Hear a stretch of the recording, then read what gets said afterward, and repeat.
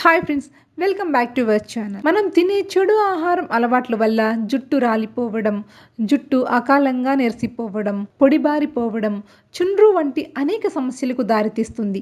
ఈ సమస్యను పరిష్కరించుకోవడానికి మనం మార్కెట్లో లభించే షాంపూలు, కండిషనర్లు, నూనెలు, రంగులు మొదలైన వాటిని ఉపయోగిస్తాము. కానీ మన ఆరోగ్యం పూర్తిగా మనం తీసుకునే ఆహారంపైనే ఆధారపడి ఉంటుంది. ప్రస్తుతం జంక్ ఫుడ్స్ వైపు ఎక్కువగా మొగ్గు చూపుతున్నారు. ఇది మన ఆరోగ్యంపై కూడా చాలా ప్రభావం చూపుతుంది.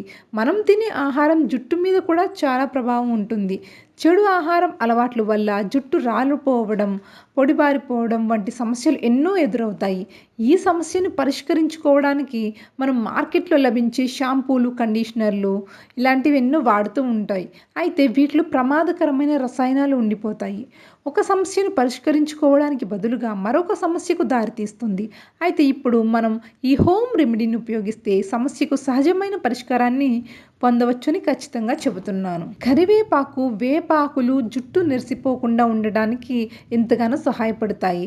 మెలనిన్ లేకపోవడం వల్ల జుట్టు తెల్లగా మారిపోతుంది. కరివేపాకు జుట్టులో మెలనిన్ లోపాన్ని తొలగించి కరివేపాకును ఉపయోగించడం వల్ల జుట్టు మెరుస్తూ మృదువుగా మారిపోతుంది.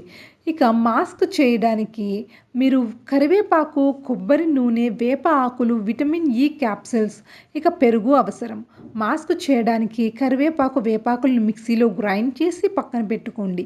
తర్వాత మరో పాత్రలో కొబ్బరి నూనె, విటమిన్ ఏ క్యాప్సిల్స్, పెరుగు వేసి సరిగ్గా మిక్స్ చేసుకోండి.